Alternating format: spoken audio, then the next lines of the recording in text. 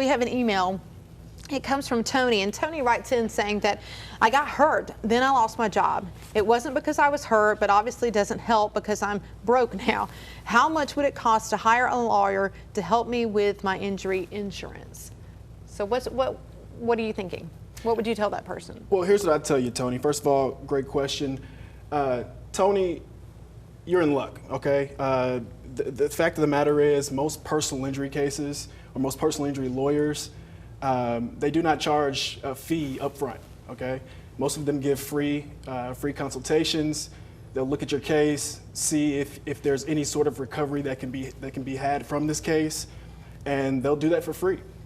And so it's not going to cost you anything up front to get a lawyer to look at your case. So I think you're in luck in this situation. So when you say that contingency fees, that's what that means, right? Yeah, so a contingency fee basically means the lawyer only gets paid contingent upon if the lawyer is successful for you. Mm-hmm. In other words, I imagine people have seen this all the time on TV.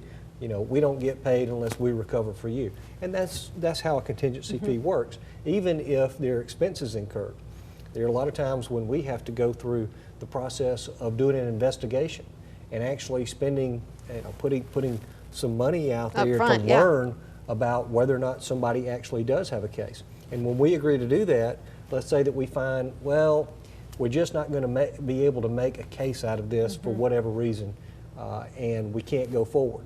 Well, we don't ask anybody to pay that. We take that on ourselves, and that's just kind of a cost of doing business. But you have to feel pretty good that for the client, I would think that would make me feel pretty good that if you are accepting my case, then you feel pretty good about it. The chances of winning or accomplishing something for me would be pretty beneficial, right? Sure. I mean, we take cases to win them. We don't take cases, just because. Right. So if we take your case, and frankly, if anybody takes your case, I would hope that they intended to win and get justice for their client and win a fair settlement or verdict for them. So yeah, I mean, anytime we take on a case, we do it with the intent of getting a recovery for our client. But as the consumer, I think that would give them even more confidence, that I think that's important I would hope so, yeah. to know. We're almost up here on a commercial break. Real quick, talk about time and time of the essence and why that's so important. Sure. Well, generally speaking, in Alabama, you have 2 years from the time of an incident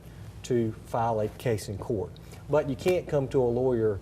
You can, but I don't recommend you coming to a lawyer the week before your statute of limitations is about to run, because that lawyer needs time to do the things that lawyer needs to do to prepare your case, potentially settle your case, to investigate your case. We were just talking about evidence gets stale.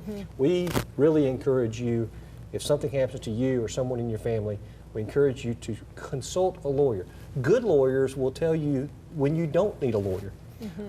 And we have to do that. We do that a lot of times. You don't need us. This is just something that you need to handle.